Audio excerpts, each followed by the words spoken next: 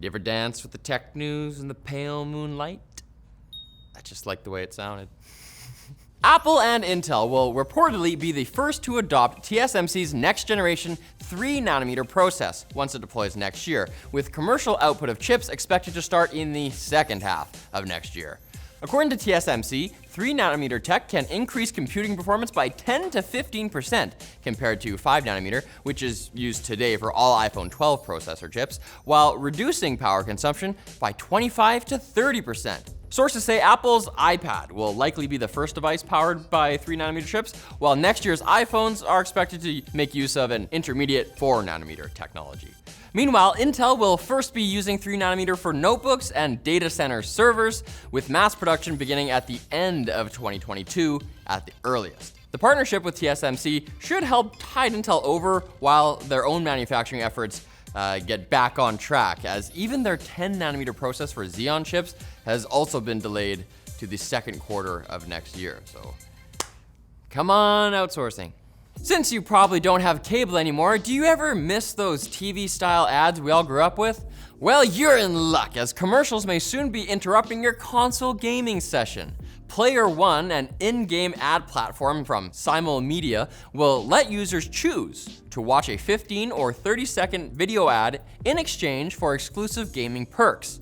It's a model that's not unfamiliar to mobile gamers, but the problem is that free-to-play games on console and PC, like Fortnite, Apex, Warzone, and Roblox, are overwhelmingly being played by people who never spend money. What can I say? I like the grind. EA and Tencent's high-res studios have already signed on, but how many ads, opportunities, should we expect? Well, Simul Media's research found that players are willing to watch up to 10 ads per day in order to unlock free perks. If you opt in, of course. You probably have to opt in if you want to stay competitive. So, And screenshots shared on Twitter show that Facebook is asking users, are you concerned that someone you know is becoming an extremist? As well as notifying some people that you may have been exposed to harmful extremist content recently.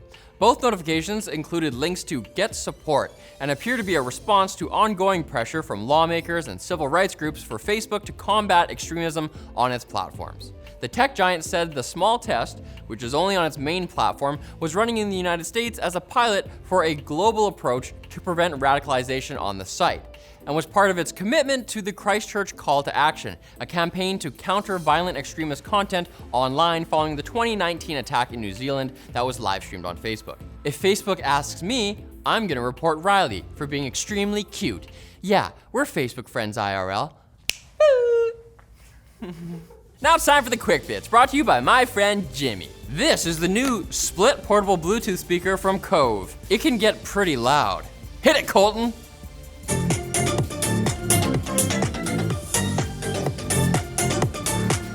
Alright, it features up to 7 hours of battery life, is water resistant, and has a built-in microphone and up to 30 feet of range. But what really makes it cool is check this out. You can put it back together after you split it in half. When they're together, they create a 360-degree surround sound effect, but when you separate them, it's a perfect left and right stereo sound coming at ya. Play it again, Colton. Oh, the left and right stereo effect. All right, use offer code TL73 and get over 68% off, maybe even 69, nice, the Kove split speaker while you still can at the link below. Quick Bits, they're little bits of tech snacks you assemble yourself. Micron announced they'd be selling the Leahy, Utah fab where they make 3D X-Point Optane memory back in March, but now we know to who.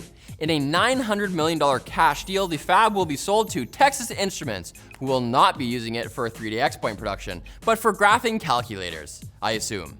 Just joking. Intel's not laughing though. They don't have any high volume production facilities for the futuristic memory anymore, but I guess that's fine since there's no demand for it anyway. One of the first Tesla Model Plaid cars to be shipped has been engulfed in flames, momentarily trapping its driver. When the 1,000 horsepower supercar started filling with smoke, the driver tried to GTFO, but apparently the door handles wouldn't budge. He then put his weight against the door and got out while the car was somehow still moving.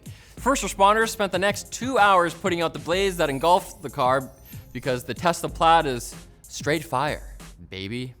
Robinhood, the app famous for hindering GameStop and AMC investors during the whole Wall Street bets thing, is going public after scaling to mammoth size on the back of rising consumer interest in investing in both stocks and cryptocurrencies. They're going to be listed on the NASDAQ under the symbol HOOD, and I can't wait to see what kind of shenanigans the internet will think up to keep them accountable. 2021's wild. But wait, there's more. The US military is testing out anti-aging pills. Special Operations Command expects to move into clinical trials next year of a nutraceutical that may inhibit or reduce some of the degenerative effects of aging and injury, part of a broader Pentagon push for improved human performance. The pill has the potential to bolster endurance and quicken recovery, which is especially important for soldiers over 30. Last week, I hurt my neck just sitting at my desk. Just f***ing sitting there. I had to get a massage. It affected me for 2 weeks. And Richard Branson will be flying to the edge of space on the 11th of July. He'll be a passenger in the back of the Unity rocket plane his Virgin Galactic company has been developing in the US for the better part of 2 decades. They'll be climbing to an altitude of 295,000 feet, which is 90 kilometers, where passengers will enjoy a few minutes of weightlessness and a view of the curvature of the Earth. That's right, it ain't flat. And it's not just for fun, it's also marketing, because what better way to sell $250,000 space tourism tickets than to demonstrate your trust in the tech personally, as a 70-year-old British business magnate. You know what, he's probably using those army pills. Tune in next week where we'll be swallowing more tech news, and even the occasional jackfruit, peel and all. It's gonna be crazy.